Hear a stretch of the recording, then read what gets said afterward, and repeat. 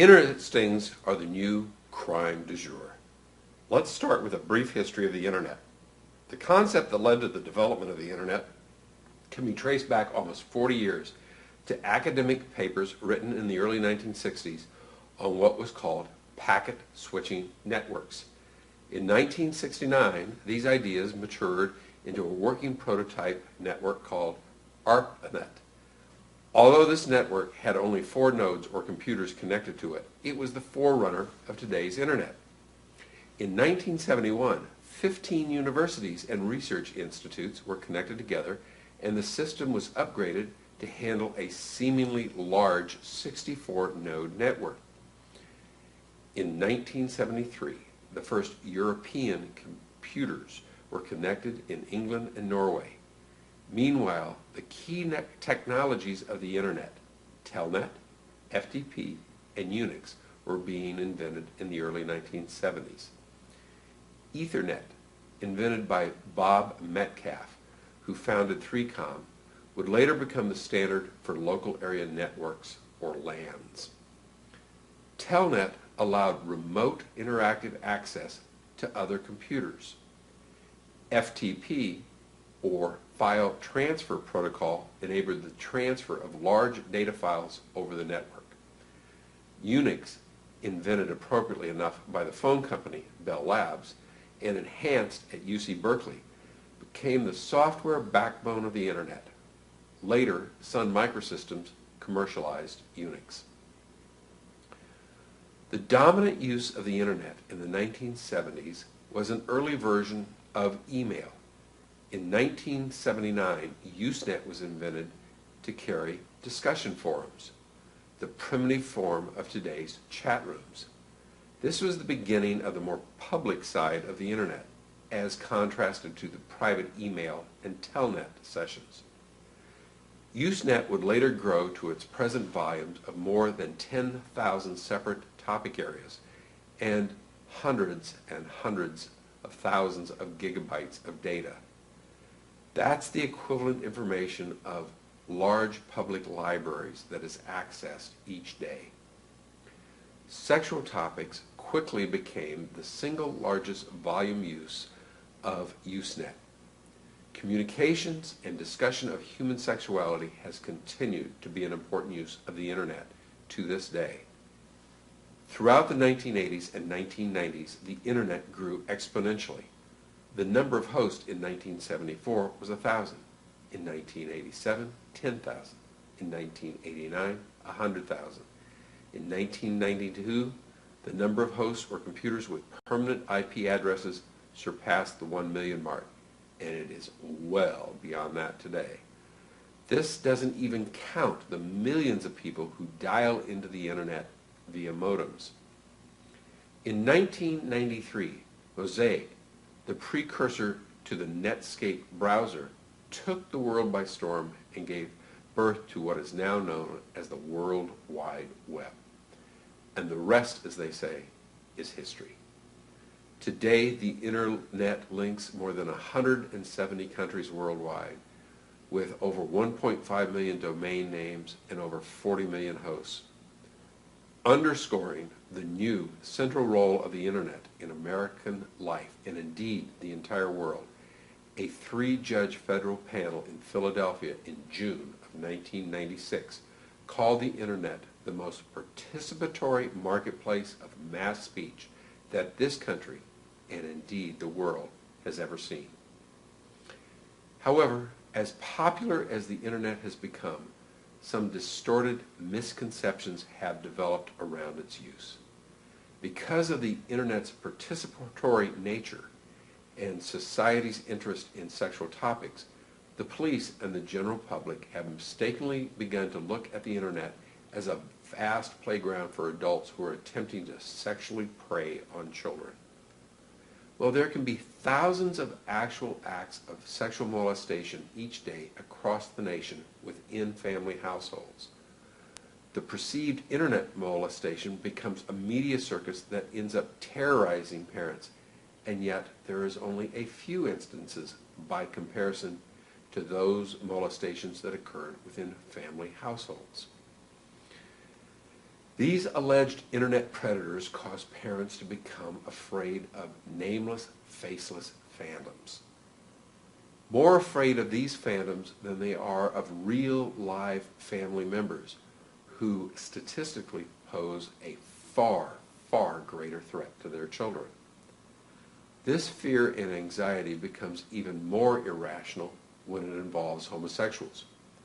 Parents look at their children's monitors in the bedroom as a means for a homosexual to kidnap their children and recruit him or her into the homosexual lifestyle. This form of homophobia is at the heart of the parents' fear of the internet and the hysteria that endangers everyone's constitutional freedoms of free speech. The response of the various police agencies to this fear and hysteria, some of which they have created themselves, is the Internet Sting operation. Here's how the Internet Sting process got its start. Let's suppose that the police want to create a sting operation to catch a person who fences, buys, or sells stolen property. The police pretend to be burglars who have stolen property to sell. The property is not actually stolen, but the police pretend that it is stolen. The fence buys the allegedly stolen property from the police. In this scenario, it is factually impossible for the fence to buy stolen property from the police, since the property is not stolen. However, even if a person attempts to commit a crime that is factually impossible to commit, he's guilty of the crime of attempt. The fence would therefore be guilty of attempted receipt of stolen property. Now, changing venues. Let's suppose that the police want to create a sting operation to catch a molester, but this time online. The police go to the internet and pretend to be a 13-year-old girl. They advertise in their online profile that they are a minor looking for sex with an adult. Or they enter into chat rooms using this profile and chat with others in the sex chat rooms. As a suspect then engages the police officer who is pretending to be a minor in sexual chat, and eventually a real-life meeting is arranged. The suspect is told to bring lubricants and condoms to the meeting so that they can have a good time. The suspect arrives at a hotel or at a restaurant or at a park as requested by the police officer with condoms and lubricants in his possession. At the hotel, the suspect is arrested for attempted child molestation.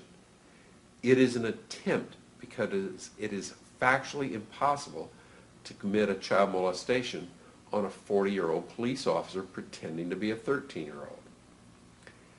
How serious is this? In many states, all attempted crimes carry sentences about 1/2 of the prison term of the named offense. In this case, child molestation, in most cases, lewd act with a minor under the age of 14, carries a severe prison term. In the state of California, it carries 8 years. Therefore, attempted lewd act with a minor under the age of 14 carries a prison term with 4 years. Further, the defendant, if convicted, must register as a sex offender for the rest of his life. Now, let's talk about child pornography. During this same sting chat with the cyber minor, we'll call this person a cyber minor since they're not a real minor, who's really a specially trained police officer, and the internet user, the cyber minor asks that the user, now a suspect, send him pictures of himself. The suspect sends a picture of himself clothed, but this isn't good enough for the cyber minor, so he asks again for special pictures. The suspect sends a nude of himself or of others. The suspect will now be charged with attempted sending of harmful matter to a minor with the intent to arouse, appeal to, or gratify the lust or passions or sexual desires of the adult or of the cyber minor. In most states, a charge like this carries with it numerous years in state prison. Further, each photograph must also be charged as a separate offense, adding years to the sentence. Now consider this. What if the adult and the cyber minor engage in cybersex? Again, the suspect might be charged with sending harmful matter, the conversation to the minor. The law would not necessarily make an oral conversation harmful matter, but the prosecution's theory is that the electronic transfer becomes material. Now, what if the cyber minor asks the suspect to send him more pictures? This time the pictures depict a minor engaged in sex acts or simulated sex acts. The suspect is now charged with sexual exploitation of a minor. In most states, this offense carries 1 year in the county jail on a first offense and about 3 years in state prison on each subsequent offense. However, if the suspect does not send any child pornography to the cyber minor, that is not the end of the sting. When a suspect is arrested for either attempted child molestation or sending harmful matter to a minor, the police get a search warrant for the suspect's computer. What they find mixed in with adult sexual photographs on the hard drive are several pictures depicting minors engaged in sexual conduct. The suspect is then charged with child pornography or sexual exploitation of a child. We should talk for a moment about how such photos depicting sexual acts between an adult and a minor can innocently get onto a computer. There are numerous ways. For example, what if the suspect received an email with a child pornography picture attached? According to the laws in many states, if the suspect receives unsolicited child pornography over the internet, there is no violation of the law, so long as the suspect does not make copies or send copies to others and destroys it upon finding it. There is no mention in the law that he must destroy these files. However, that is the general case law.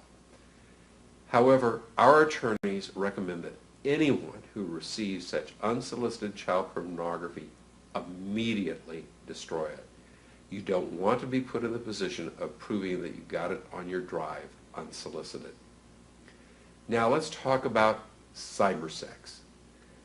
Cybersex is in fact a masquerade ball, but the police just don't get it or just don't want to get it. You might be surprised how cybersex originated on the internet. Before it was even called the internet, a small group of scientists were connected over a network with their computer. This network was for the exchange of highly scientific and theoretical research ideas. The scientists were mainly men because few women were educated in this scientific field and few had the funds to own a computer. However, there were a few women.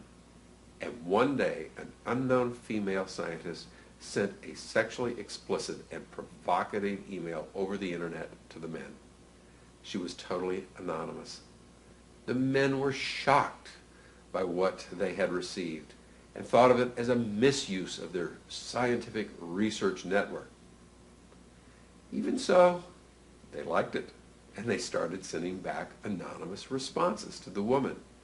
Thus, cybersex was created, a phenomena that was instigated by a woman, not by a man. It is interesting to understand some of the social aspects of this new expression of human sexuality. Throughout time, women have been traditionally taught by society to repress their sexuality.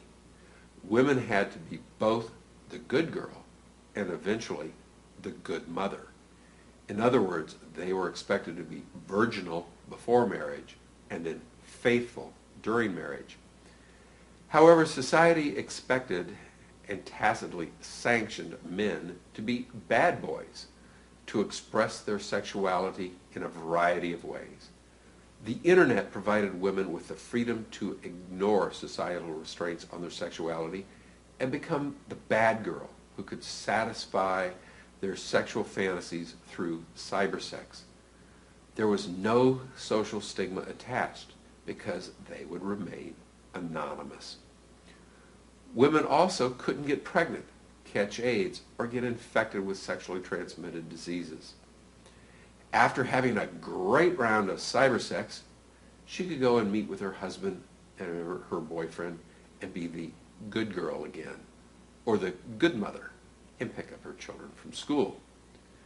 Women had found a safe place to experiment and explore their sexuality without any social stigma attached. Men were not far behind. Those who engaged in cybersex were quick to learn that the ultimate sexual organ is not the penis or the vagina. The ultimate sexual organ is the human mind. With the internet, a 50-year-old mother of 5 could go online and be 16 years old again, engage in cybersex, and lose her virginity on a Friday night. On Saturday, she could lose her virginity again. This may seem simple, but it is 3, 2, 1. This may seem silly, but it is an example of a very popular kind of role-playing in chat rooms on the internet. Likewise, men could pretend to have sex multiple times a night with a variety of women. As for gay men and women, they too found a safe place to meet and enjoy sex without shame or stigma. Few people realize that the internet providers actively pursued gay communities in order to promote their online business through anonymous chat rooms. People experimented with their sexuality over the internet in a number of ways. By role-playing as a heterosexual when they were homosexual, role-playing as a homosexual when they were a heterosexual, role-playing as a man when they were a woman, role-playing as a woman when they were a man, role-playing as a minor when they were adult, and minors sometimes got online and pretended to be adults. It became common knowledge in the internet sex world that cybersex was role-playing, acting out fantasies, and no one knew what was real and what was fantasy about the person that they were chatting with. Eventually, no one believed that the other person online was actually real or that their profile was real. The internet became a masquerade ball in cyberspace. Everyone was protected by a mask of anonymity that hid their true identity. Was that a gorgeous blonde woman you just had cybersex with? Or was it really a man? You would have no way of knowing. Everyone developed a game on the internet primed to unmask the other person in order to find out what was real and what was fantasy. For example, you could request a picture of the other person. However, once they sent you a picture, was it real or was it fake? There was no way of knowing what was real, what was fantasy, without actually meeting face to face. Soon, people started asking to meet. Often, this was done over the phone in order to learn something about the other person. Actual meetings were usually in public places. Sometimes one person would show up and hide and just look to see who the other person was. Can we meet at the mall and look at each other across the atrium? Might be a typical request of this kind of encounter. Now there is a new player in this role-playing game, the police officer. This specially trained police officer is not participating in this fantasy for his own sexual exploration. He has another agenda, and that is setting up an internet sting operation. However, it is important to remember that if the person chatting with the cyber 13-year-old doesn't truly believe that the cyber 13-year-old is actually 13, then there is no attempted child molestation. If the person chatting with the cyber 13-year-old doesn't really believe that the cyber 13-year-old is real, the cyber sex cannot be harmful matter. It also follows that the person talking to the cyber 13-year-old doesn't believe that the cyber 13-year-old is truly a minor. Sending a nude photograph of oneself cannot be charged with sending harmful matter to a minor. Internet sting cases are unique in that almost all of the facts of the case are uncontested. The police make copies of the chats. If a telephone call is made, the police record the phone call. However, our experience is that in all of the cases that our office has seen, The adult on the chat transcript at some place reveals that he does not necessarily believe the profile of the other person. He does not necessarily believe that the other person is truly a 13-year-old minor. In all of the cases that we have seen, the suspect enters into a game of unmasking their cyber partner in order to determine what reality is. In our experience, in the very chat transcripts and audio tapes, we find the defense theory of the case. You see, this is predicated upon the nature of cyberspace, the anonymity that affords one the freedom to explore all fantasies, whether sexual or not. Truly, the logical conclusion is that if a suspect believes in good faith that all that is happening is merely fantasy, he has not committed a crime. Until the police and the criminal justice system realize this, innocent people will continue to be arrested for just having fun on the internet. The Supreme Court still has not outlawed fantasy, but beware of the thought police who do not understand the fundamental principles of cybersex.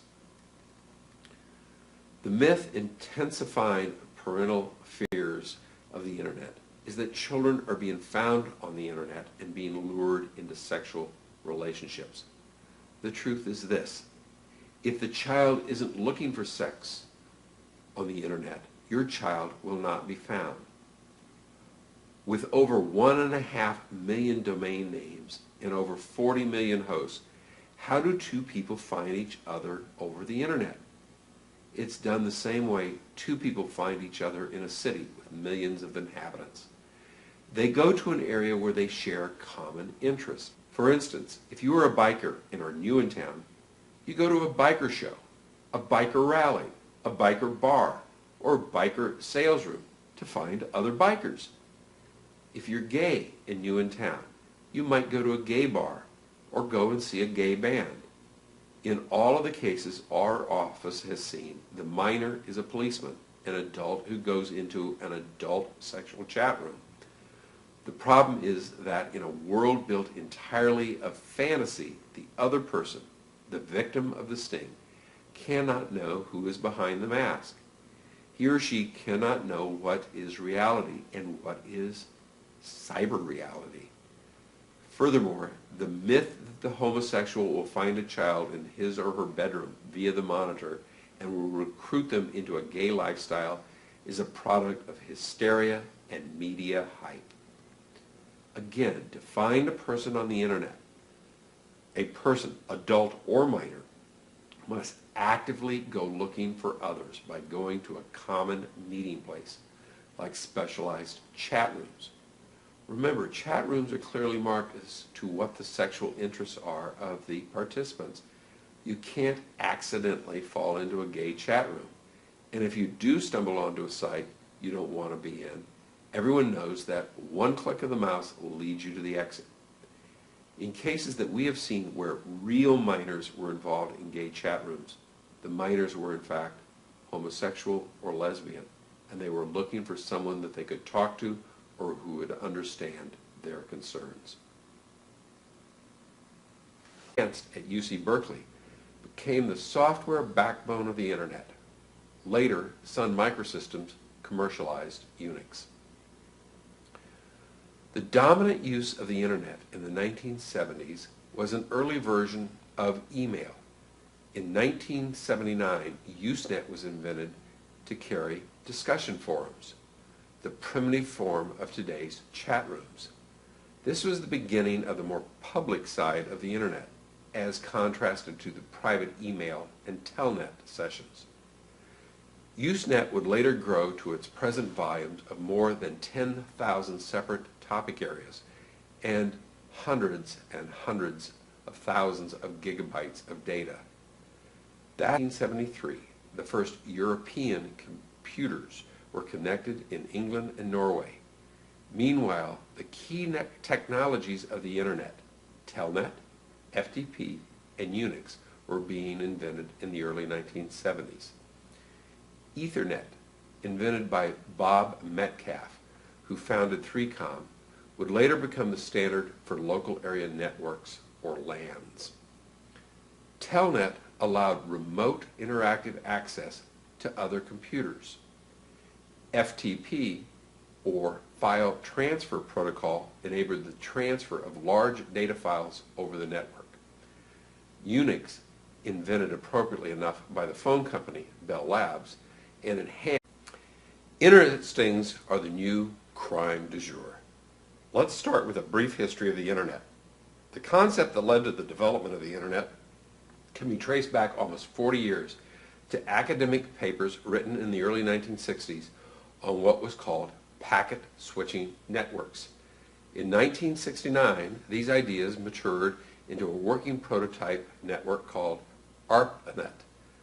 Although this network had only 4 nodes or computers connected to it, it was the forerunner of today's Internet. In 1971, 15 universities and research institutes were connected together, and the system was upgraded to handle a seemingly large 64-node network.